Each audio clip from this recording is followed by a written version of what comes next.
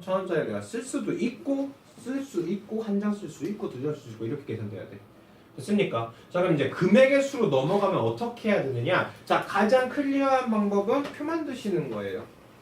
아시겠습니까? 가장 간단한 방법은 표 만들어서 일일이 금액 찾아보시는 게 가장 간단한 방법이고 가장 간단한 게 아니라 가장 그냥 노가다스요. 가장 정확한 방법을. 됐죠? 그런데 우리가 그렇게 맨날 풀 수가 없잖아요. 그러면 여기서 우리가 일단요 겹쳐지는 친구들을 살펴보시면 돼요. 100원짜리는 3개밖에 없거든요. 그러니까 100원짜리 그냥 순수하게 100원, 200원, 300원 지네들이 결정을 해줘. 500원이랑 겹쳐 안 겹쳐? 안 겹쳐져요. 근데 500원짜리가 문제거든요. 500원짜리는 몇 개 모이면? 2개 모이면 1,000원이 돼버리거든요. 그러니까 내가 1,000원짜리 한 장에는 500원짜리 2개면 어떤 소리야? 같다는 소리야. 그러다 보니까 어쩔 수 없이 500원짜리를 1,000원짜리를 500원으로 바꿔요.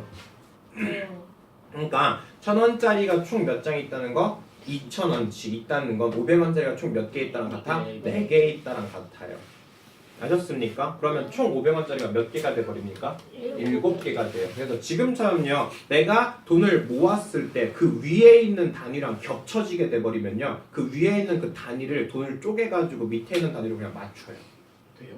됐습니까? 그러면 지불할 수 있는 금액이 500원짜리가 총 몇 개 있다고 생각할 거야? 7개 선택할 수 있어요. 그러면 총 가질 수 있는 건 몇 개? 8개. 그 다음 100원짜리 몇 개 있습니까? 3가지. 그럼 몇 개 있어요? 4가지. 그리고 여기 당연히 하나를 빼야 돼요. 둘 다 안 뽑고 하면 빵원은 빼야 돼요.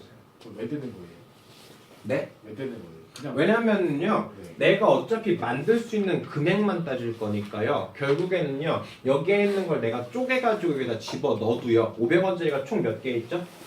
7개 있다라고 치면요 총 얼마 만들 수 있는 거예요? 3,500원 만들 수 있는 거죠. 근데 그 3,500원 사이사이에 500원 있기든 1,000원 있기든 상관이 없어서 그냥 500원짜리를 다 쪼개버릴 수가 있는 거예요.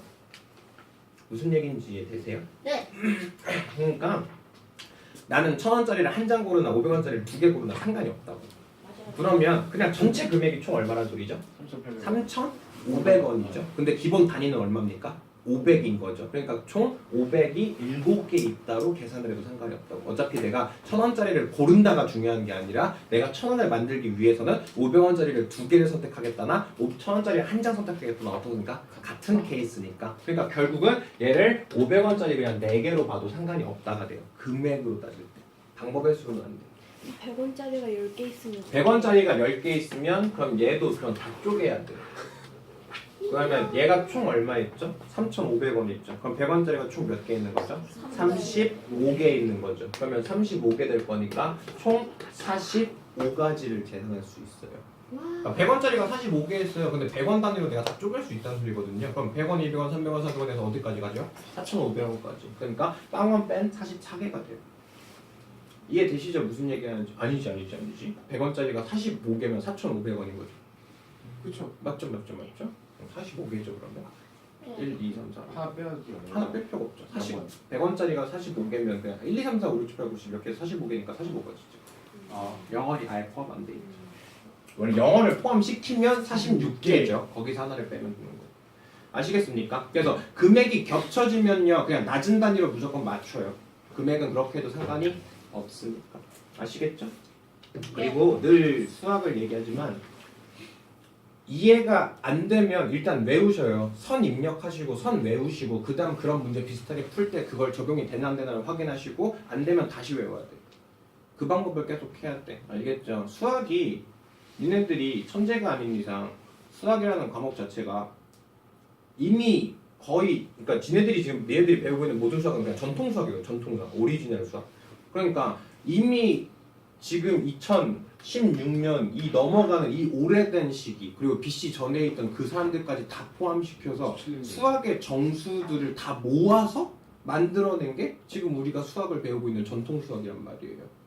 그러니까 이미 수학에 있는 모든 천재들이 이걸 다 만들어 놓고 이렇게 따라가야 돼라고 얘기하고 있거든요. 그러다 보니까 우리가 맨 처음 배우고 있는 막 미분이니 적분이니 막 여기에 있는 변화율이 도함수니 막 이 문제에 대해서 어떻게 다 나열하면서 다 이해할 수 있겠습니까? 우리가 수학자들이 아닌데. 맞죠? 그러다 보니까 일단 기본 지식이나 배경들이 쌓이기 전까지는요 여기에는 이 중심이 되는 이 부분들은요 외워두셔야 돼요. 그래야지 살이 붙죠. 아무것도 없이 그냥 다 모래로 되어 있는 상태에서 내가 지식을 쌓으려고 아무리 뭉쳐봐도 안 쌓이거든요. 중심이 있어야 돼요. 그게 기본인 개념 플러스 기본 문제를 암기하는 것부터 시작입니다.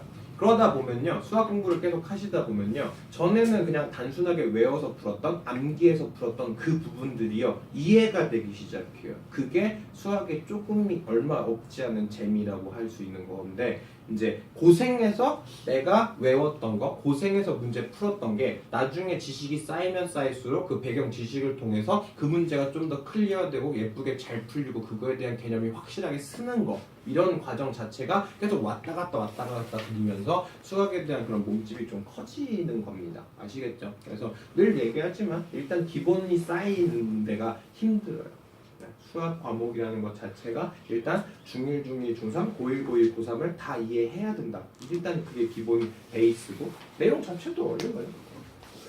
수학과를 나오고 수학을 가르친 지 지금 10년이 넘어가도 그래도 나도 어려운데 뭐 니네들은 뭐 쉬울 수가 있겠습니까? 내가 지금 푼 책만 놓고도 여기에 꽂혀있는 모든 책들을 내가 다 한 번씩은 다 풀어봤을 건데 근데도 어려워요. 그렇다는 얘기는 처음 보는 니네들은 아예 무슨 말 하는지도 모를 때가 많을 거란 말이죠. 그런 걸 좀 해소하고자 유튜브를 찍는 거고 동영상을 좀 여러 번 반복해달라는 거고 또 이해될 때까지 계속 해보시고 안 되면 결국에는 외울 수밖에 없는 거. 왜냐면 시간이 제한되어 있어요. 니네들이 막 진짜 2000년 막 3000년 살 거 아니고 결국 제한되어 있는 그 상황 속에서 제한되어 있는 그 시간 속에서 얼만큼 지식을 잘 쌓아서 누구보다 더 잘 점수를 만드냐, 그게 지금 우리의 경제적인 구조거든요. 지금 니네들이 가지고 있는 모든 구조들은 다 남들보다 더 짧은 시간 동안 지식을 예쁘게 잘 쌓아서 그 고농도로 되어 있는 그 지식을 가지고 점수를 잘 맞는 거, 결국 1등급을 찍는 거, 이게 니네들의 결국 목적이 되어 있단 말이죠. 그 상황에서는요, 내가 이 내용을 알든 모르든 중요하잖아요. 네. 그 내용을 정확히 안다 모른다가 중요한 건 아니라 어떻게 해서라도 찍어서라도 맞춘다가 중요한 겁니다. 수능도 맞추면 수능도 그렇게 되고 내신도 그렇게 되거든요. 결국에 맞추는 게 중요해져요. 근데 그 맞추는 방법 자체가 불법적인 일이 되거나 남의 피해를 주는 그런 행동이 아니라면 그 제한선 내에서는 최선을 다해서 뭔가를 노력해 보셔야겠죠. 아직 그래도 시간이, 얘들은 그래도 2년 남았잖아요. 좀 더 굴고 굴러야죠. 아직 시험이 그래도 4번 클리어 됐죠. 6번 남았어요. 6번. 이제 별로 시간이 어떻게 보면 진짜 그러니까 1학기만 딱 2번만 지나가도 이제 그러면 진짜 절반도 안 남은 상황이 돼요. 이미 갖춰놓은 시험 점수로 인해서 니네들의 대학교가 판정이 될 수 있습니다. 어느 게 더 빈도수가 더 좋고 어느 게 더 비중이 더 크냐 작냐 이런 걸 따지기에는 점점 횟수가 넘어가면 넘어갈수록 니네들이 컨트롤할 수 없는 상황이 될 겁니다. 그럴 때 사람은 선택을 딱 2가지밖에 안 할 거예요. 첫 번째는 더 열심히 노력을 한다. 두 번째는 포기한다가 될 거거든요. 근데 포기하지 않았으면 합니다. 수학 공부는 특히나 더. 수학만큼 3등급 맞기가 쉬운 과목이 없다고 선생님은 개인적으로 굉장히 많이 생각을 하거든요. 근데 어느 순간부터 수학이 그냥 어렵다. 아, 수학 너무 힘든데? 피곤한데? 가 되기 시작하는 순간부터, 수포자가 많아지기 시작하는 순간부터는 이제 뭐 그래요. 수학 점수가 따기가 참 힘들다라는 게 점점 새삼스럽게 느껴지긴 해요. 그렇습니다. 자, 필수예제 11번 봅시다. 아이고. 자, 어떤 사람이 5가지 색의 색연필을 가지고 그림과 같이 5개의 영역에 색칠을 할 거거든요. 같은 색에다 몇 번을 써도 좋으나 이웃하는 부분에는 서로 다른 색을 칠할 거예요. 됐죠? 이런 식의 형식의 문제가 굉장히 좀 많아요. 그래서 이런 문제의 케이스를 보통 쪼개보면요, 한 3개에서 4개 정도 되고요. 얘가 그냥 가장 일반적인 형태예요. 일반적인 가장 기본 베이스는요, 면적이 가장 많이 닿는 부분부터 색칠한다예요. 아시겠습니까? 그래서 가장 많이 닿는 게 윗면이거든요. 여기 몇 가지 들어갈까? 5가지. 그 다음 여기 색깔 피해야 되거든요. 4가지. 그럼 여기 피해야 되거든요. 3가지. 여기 피해야 돼요. 3가지. 여기 피해야 돼요. 3가지. 이렇게 만들어집니다. 아시겠죠? 네. 자, 문제 케이스 한 번만 살짝 틀어볼게요. 근데 난이도는 또 많이 올라가요. 어라? 잘못 그린 것 같은데. 자 이렇게 합시다. 됐어요? 자 똑같아요. 색깔 5개예요. 이렇게 있는 상태에서 여기에 있는 이 친구에 대해서 밑에 똑같은 문제 있을 건데 5가지가 있는데 근데 여기에 있는 이 친구에 대해서 색깔이 이웃하고 있는 친구들끼리만 피하래요. 됐나요? 그럼 일단 가장 기본 베이스는 뭡니까? 중간부터 그러니까 제일 많이 겹쳐지는 데부터 채우자. 여기가 5예요. 됐습니까? 그러면 여기 칠합시다. 그럼 몇이에요? 4. 그러면 여기 2개 피하면 되겠죠. 그러니까 여긴 뭐예요? 3. 그럼 여기 2개 피하면 되겠죠. 뭐예요? 3. 그리고 나면 여기 3개를 피해야 되죠. 몇 개입니까? 2개. 이러면 끝이죠? 그리고 틀려요. 됐어요? 이 케이스가 있어요. 이런 케이스가 있고요. 우리가 좀 생각을 해보셔야 될 게 뭐냐면요. 얘랑 색깔을 맞춰볼 수가 있어요. 그러니까요. 여기에는 이 색깔을요. 내가 빨간색으로 칠했다. 그리고요. 지금은 얘랑 색깔이 같은지 다른지 알 수 없는 거잖아요. 맞죠? 근데 여기랑 색깔이 같다라고 전제할 수가 있고요. 여기랑 색깔을 무조건 다르다라고 전제할 수 있어요. 그래서 케이스를 2개로 쪼개야 돼요. 그러니까 자 여기가 5개는 맞습니다. 그리고 이렇게 돌려 막는 게 맞는데요. 자 첫 번째는요. 내가 지금 보고 있는 이거를요. 같은 색깔을 칠해버릴 거예요. 그러면 여기만 피하면 되거든요. 그러면 여기랑 여기를 동시에 칠하는데 몇 가지가 필요해요? 4가지가 필요해요. 그러면 여기를 칠할 때는요. 색깔을 몇 개만 피하면 돼요? 2개만 피하면 되거든요. 그럼 여기 칠할 수 있는 게 몇 개야? 3개. 그리고 여기를 칠할 수 있는 건 3가지가 돼요. 됐습니까? 그래서 맨 처음 케이스는요. 색깔을 맞춘다. 이게 한 가지 케이스가 되고요. 됐나요? 그 다음 얘랑 색깔을 다르게 맞출 거예요. 이걸로 가시면요. 여기는 그러면 여기는 5고요. 여기는 4죠. 그러면 얘랑 얘 색깔 피해서 여기 칠할 거거든요. 그럼 여기 몇 개입니까?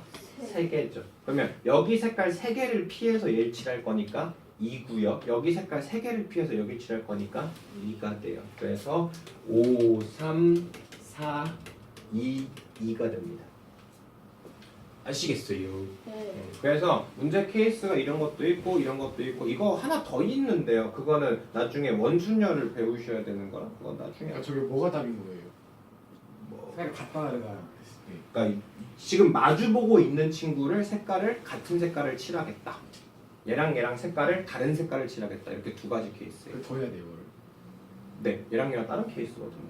그러니까 여기가 빨간색으로 칠했어. 그리고 여기가 내가 파란색으로 칠했어. 그리고 여기도 내가 파란색으로 칠하면 그러면 이게 첫 번째 케이스가 되고요. 내가 여기 빨간색 칠하고 여기 파란색 칠하고 내가 여기 검은색으로 칠했어. 그러면 밑에 케이스가 돼요. 저 위에 거 4, 3, 한번 더 해야 돼. 위에 거 5, 4, 3, 3. 5, 4, 3, 3 왜? 한 번 더. 4를 한 번 더 곱해야 되지 않아요? 아니요. 여기랑 여기를 동시에 선택해요. 아. 여기랑 여기를 같은 색깔 칠할 거잖아. 맞죠?